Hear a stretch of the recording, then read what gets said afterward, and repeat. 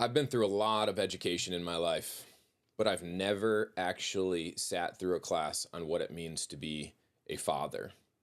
I've got 7 children, 4 girls, 3 boys, and at no point in time had anyone put me through a class or said, listen, dude, you got to go through a class to learn your most important role, which is to be a father. I had to learn the hard way. And in this video, I'm going to cover 5 lessons that the world doesn't tell you about raising boys to be strong, masculine men. Here we go. Number 1, dude, you guys got to become men yourself. This is probably the hardest thing to do.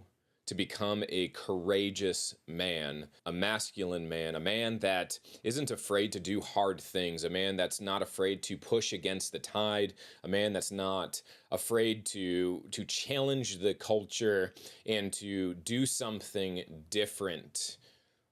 A man who's more concerned about raising his sons to be his heirs than he is about his own comfort and ease and success. Because the true success of a man is in the legacy that he leaves behind in people. So you have to become that man that is worthy of being followed. Statistics tell us time and time and time again that 90+% of the time, your children will become like you.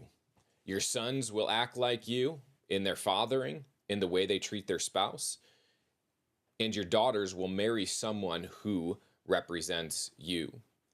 So if you want to change that and break that cycle, well, you got to become that man that's worthy of being followed, that man that is courageous, that will stand up and say, enough is enough. It's time for something different. Number 2, they are always watching you. That phrase that so many parents say, do as I say, not as I do, that is toxin that comes out of your mouth and creeps into your family. And that will only destroy your credibility. You became the man that is worthy of being followed.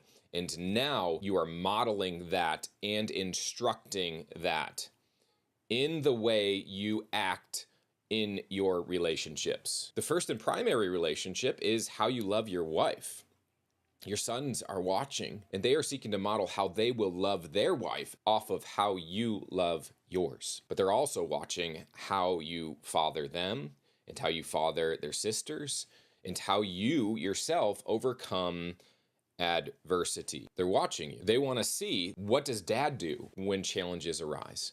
What does dad do when things get tough?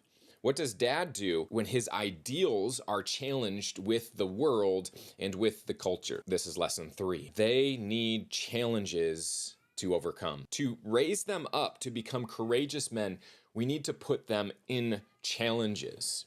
Challenges that encourage them to grow, to get better.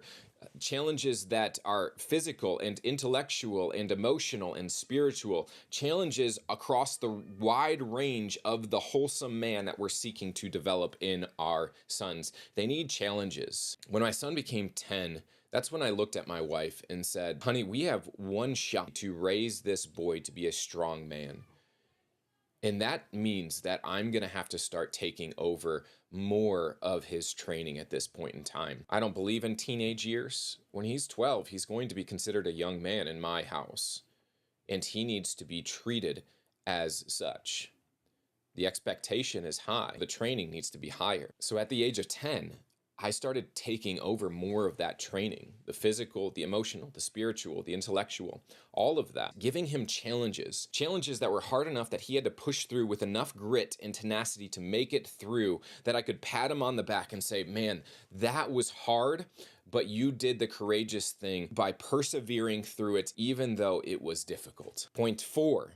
Teaching them to live for others rather than to live for themselves. I see so many selfish boys out there today. You cannot be a man and live a selfish life. Jesus is the ultimate man, and he came not to be served as the king of creation, but to serve and give his life as a ransom for many. That is our task as men, to be a father who consistently gives, who consistently serves, who consistently works for and towards the betterment of those who are in his charge. And that's what we need to instill in these young boys to raise them to be strong men. Instill selfless, sacrificial living in them.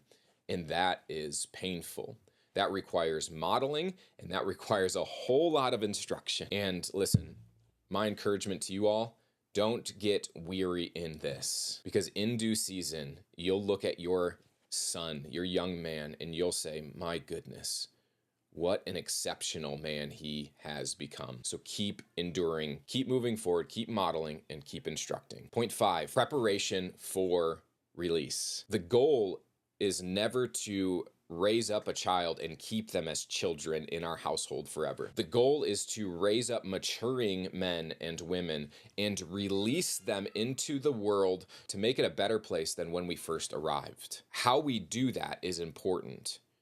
We're building up their capacities through challenges. We're modeling and we're instructing. And now, as we're getting ready to prepare them to release them into the world, like an arrow shot from the hands of a skillful warrior into the kingdom of darkness, we have to continually give away more and more and more and more freedom. They're boys who are becoming young men.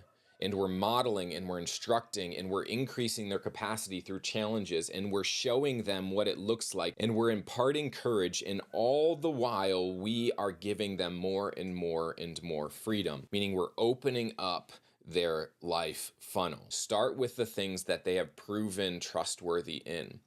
They've proven trustworthy in selecting their songs. So give them freedom to say, hey, you can choose whatever music you want to listen to now. And then continually check in and continually instruct and guide through that process. You've proven faithful in dealing with your book choice, so you're going to get more and more freedom in that, but also continue to guide and instruct through that. Hey, you've proven faithful with your time, so now you're in charge of your time. We're no longer, as your parents, going to give you a schedule and tell you what to do. You're going to set your own schedule, and we're going to consistently check in and instruct you through that. We are preparing them to live life with their spouse. We're preparing them to be men who are husbands first, fathers second, workers third. We are to be preparing these men to commission them to be men in a world full of boys. Listen, your children will grow up, whether you're intentional or not. And someone's instructing them, someone's guiding them. You can have either the strongest influence in their lives, and they can become men because of your work in them, your intentionality, or they can be just boys in men's bodies because you were not intentional. That falls on you. Raise these boys to become masculine men who model, instruct, serve, and commission their sons to do the same. It's a hard task, but it is a task worth doing. And anything that is worth doing well.